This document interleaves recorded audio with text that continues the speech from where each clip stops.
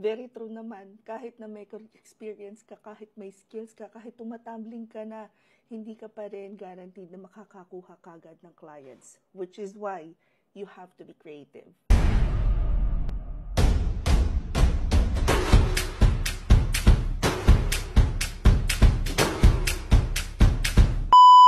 A lot of people think that when you are running a business, kailangan lang meron kang skills, experience, kailangan magaling ka mag-English. Those are core skill set na dapat meron ka talaga. However, one thing that's missing out of all of the people that I have interviewed for the past couple of years is that not many people are blessed with creativity. And guilty din ako dito kasi hindi ako ganun ka-creative when it comes to like presentations, graphics design, and all that stuff. The only time that I learned how to be creative is when I started learning how to apply social media management and marketing sa freelancing business ko. As a freelancer, I think it's important that we recognize the fact na nandun na tayo sa creative economy. Na-expose dun sa fact na, oh my God, ang dami kong nami-miss na opportunities because hindi ako marunong or hindi ako gumagamit ng social media to reach out sa mga clients.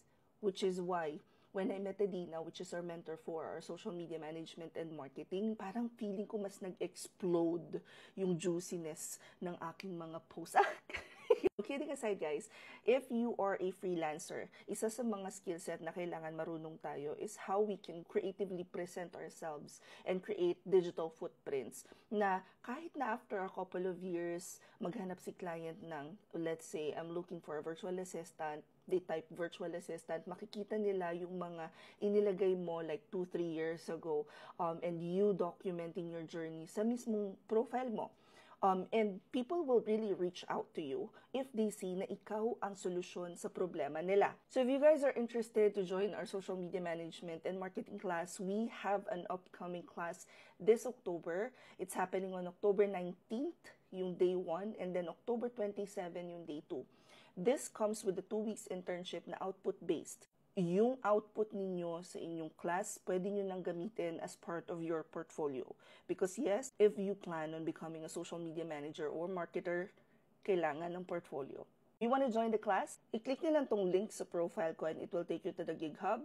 Sa GigHub, nandito na lahat ng kailangan ninyo para makapagsimula mag-work from home. Under live mentorship, dito tayo sa 999 Social Media Management and Marketing with Internship. I-click nyo lang yan and it will open the form for you. It will have all of the details including the course outline. If nasa Instagram kayo, ito naman yung i-click nyo. At kung hindi pa kayo naka-follow sa Facebook page ko, mas marami kaming binabato dyan na step-by-step tutorials. Like every hour yata may post schedule si admin para laang matuto kayo kung paano mag-start na mag-work from home.